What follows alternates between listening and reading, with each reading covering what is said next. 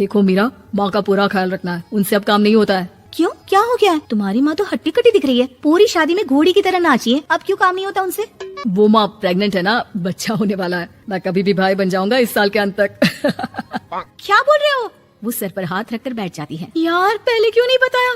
कैसा मजाक है ये? झूठ बोल रहे हो ना? हाँ झूठ बोल रहे हो ना? तभी ससुर की आवाज आती है। बहू पानी गर्म कर दे, तेरी सास को दवाई देनी है। समय पर दवाई ना दी तो परेशानी हो जाएगी। और हाँ, जरा काजू पीस कर दूध में मिलाकर ले आना, तेरी सास खुद से तो अपनी संभाल करेगी नहीं। हे भगवान, ये मैं क्या सुन रही हूँ? ये ससुर जी को क्या हो गया है? मैं क्या सोच कर आई थी? हाय रे, मैं तो किसी को मुंह भी नहीं दिखा पाऊंगी। अब ये रोना धोना बाद में करना, पहले गर्म पानी कर दो, माँ को दवाई देनी होगी। और हाँ, रात को माँ के पैरों में तेल लगा देना। बहू को गुस्सा आ जाता है, वो बड़बड़ करती किचन में जाती है जहाँ उसका ससुर खड़ा होता है। एक बड़ी जिम्मेदारी है हम सबके सर ऊपर, इस उम्र में माँ बनना खतरे से खाली नहीं होता। हाँ हाँ पता है, तो क्यों बन गई माँ? अरे खतरे से कम नहीं है तो क्या जरूरत थी लल्ला पैदा करने की? कैसी बात कर रही हो बहू, क्या तुम खुश नहीं कि घर में एक नया मेहमान आएगा, छोटे छोटे पैरों से पूरे घर में घूमेगा? पिताजी ये हाथ जोड़े आपके, आप यहाँ से जाओ, ये शायरी बाद में बताना, अभी मैं पानी गर्म करके थर्मस में दे देती हूँ। सारा दिन पिलाते रहो गर्म पानी। और हाँ, ये बच्ची की बात बार बार मुझसे कोई नहीं करेगा। बहू का पारा अब चढ़ा ही रहता था, वो काम तो सारा करती, लेकिन किलस किलस कर। मीरा सारे काम से फुर्सत पाकर बैठी होती है कि माँ का फोन आ जाता है। बेटा बहुत बड़ी जिम्मेदारी है तेरे सर पर, अच्छे से निभाना।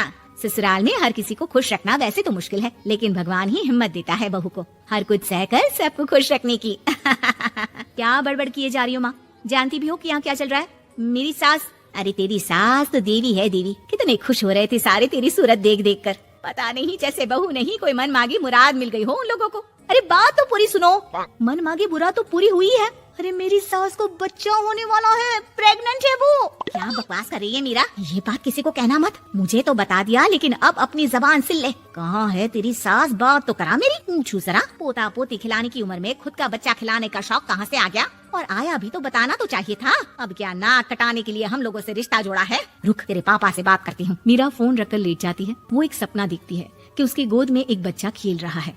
भाभी की गोद में कितना खुश दिख रहा है ना, लग ही नहीं रहा कि भाभी है। मैं तेरे लिए क्या लाया हूँ, सोने की बालियाँ, तेरी शादी में तो मैं बुढ़ा हो जाऊंगा ना। अरे कैसी बात कर रहा है बेटा, इसकी जिम्मेदारी तो तू ही लेगा, हम लोगों का तो कोई भरोसा नहीं, कब ऊपर वाला उठा ले। बहू को सास को देख देख कर गुस्सा आ रहा था, तभी वहाँ पड़ोसन आ जाती है। अरे बहू, तुझसे तो पूछने से भी डर लगता है कि कब खुशखबरी सुना रही है। अब तो अपनी 1 महीने की ननद की ही जिम्मेदारी संभाल ले, बहुत है। अपने जेवर भी रख देना और पैसे भी जमा करना शुरू कर दे। वो बात आगे बढ़ाती, उससे पहले ही बहू जोर से चिल्लाकर उठ जाती है। नहीं नहीं नहीं नहीं, मैं अपने जेवर किसी को नहीं दूंगी। अरे कौन ले रहा है तुम्हारे जेवर? तुम औरतें भी ना सपने में भी जेवर ही संभालती रहती हो। मैंने जो सपना देखा है ना, सुनोगे तो होश उड़ जाएंगे। अच्छा तुम अपना सपना बाद में बताना, पहले मेरा सुनो। कल मैंने इतना अच्छा सपना देखा, इतना अच्छा सपना देखा कि अगर वो पूरा हो जाता है ना तो मैं तुम्हारे लिए रानी हार बनवा दूंगा। बहू अब सारे गम भूलकर पति का सपना सुनने में लग जाती है। अरे क्या सपना था बताइए ना, बोलिए भी तो, क्या सपना है? मैं पूरा कर दूंगी अगर बात रानी हार की है तो। बोलिए बोलिए। मैंने रात को सपना देखा कि माँ को बेटी हुई है और मुझे बहन। सच्ची इस घर में बेटी हो जाए तो मैं तो झूम ही उठूं। मीरा का मुंह बन जाता है, वो चुप हो जाती है और सपने की बात याद करती है कि बेटी हुई तो उसे ही अपने गहने उसे देने होंगे, फिर तो रानी हार की जरूरत पड़ेगी ही। भाई लड़की बड़ी होगी, उसकी शादी होगी तो जेवर तो चढ़ाने ही होंगे ना, कहाँ से आएंगे वो? कितने समझदार हो तुम मीरा, मैंने भी यही सोचकर तुम्हारे लिए रानी हार लेने का सोचा था। अरे फूटी किस्मत मेरी जो ऐसा परिवार मिला। मेरे पापा की तो मैं अभी क्लास लगाती हूँ, जो सब जानती हुए भी ऐसे परिवार में मेरी शादी कर दी। बहू पिता को फोन लगाने ही वाली होती है कि ससुर की फिर से आवाज आती है। बहू गर्म पानी ले आ जल्दी, थर्मस में खत्म हो गया है। बाद में खबर लेती हूँ मैं पापा की, पहले सास को गर्म पानी दिया हूँ। बहू अभी किचन में काम कर ही रही थी कि मीरा के मम्मी पापा आ जाते हैं। वो हाथ में ढेर सारे फल लेकर आते हैं। मीरा के पिता मीरा के ससुर से कहते हैं, लीजिए भाई साहब ये फल रखिए, बहन जी को खिला दीजिएगा। वैसे कैसी है उनकी तबीयत? बस पता तो है आपको, ऐसे वक्त में जो होता है बस वही सब। मुझे तो सुनकर बहुत गुस्सा आया था, लेकिन चलिए भाग्य में जो है लिखा उसे कौन टाल सकता है। डॉक्टर को दिखाए? हाँ बस डॉक्टर आने ही वाला है। अच्छा हुआ आप लोग भी आ गए। उतने में एक सुंदर सी लेडी डॉक्टर आती है। पेशेंट कौन है आप? अरे नहीं जी, मैं तो बहू हूँ इस घर की, मैं तो अभी सोच भी नहीं सकती पोता या पोती के बारे में, अभी तो मेरी सास ही। अरे चुप हो जाना, देख तो ले डॉक्टर है ये, किसी के भी सामने गुस्सा फोड़ देती है। डॉक्टर कमरे में जाती है और थोड़ी देर बाद बाहर आ जाती है। पीछे से सास भी निकल आती है। हे भगवान, इतना दुख तो किसी को भी ना दे जितना मुझे दिया है। देखिए बहन जी, आप लोगों को तो ये सोचना भी नहीं चाहिए था। वही तो मैं भी कह रही थी कि आप लोगों के लिए तो सोचना भी गुनाह है, लेकिन अब पछताई होत क्या जब चिड़िया चुग गई खेत। डॉक्टर वहाँ से चली जाती है। मैं माँ नहीं बन सकती, मैं प्रेग्नेंट भी नहीं हूँ। ये कैसे? तुम तो बोल रही थी कि अरे वो गैस का दर्द था और पेट भी गैस से फूल रहा था। डॉक्टर ने चूर्ण दे दिया है, गर्म पानी से फाँकना है। मैं अभी लाती हूँ गर्म पानी। अरे मैं तो गीजर ही लगा देती हूँ। हाय रे, खुशी के मारे पागल ना हो जाऊं।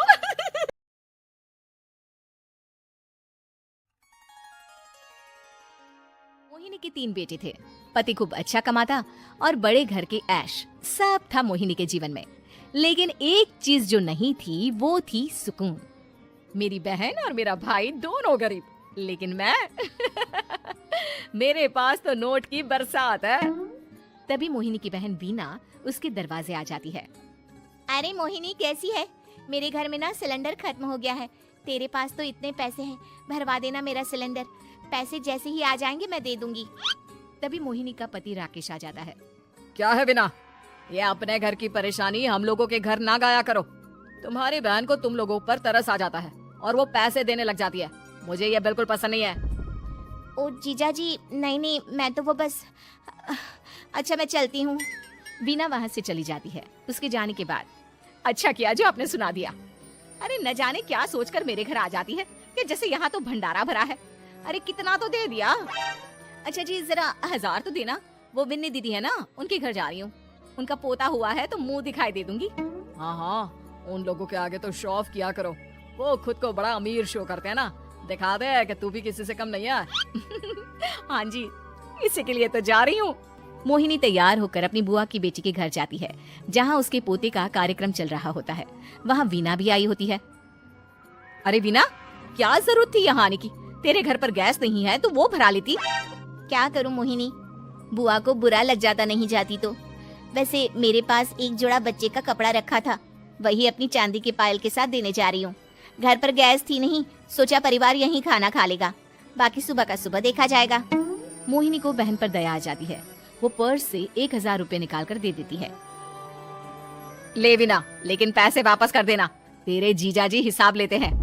मोहिनी भी क्या करती, गरीबी में बहन का सहारा ही उसके जीवन जीने का आधार था। फिर एक रोज, सुनिए, भाई के घर बेटी हुई है, मुझे माँ के पास जाना होगा। अरे उस घर में ना कूलर है ना एसी, कैसे रहोगी तुम?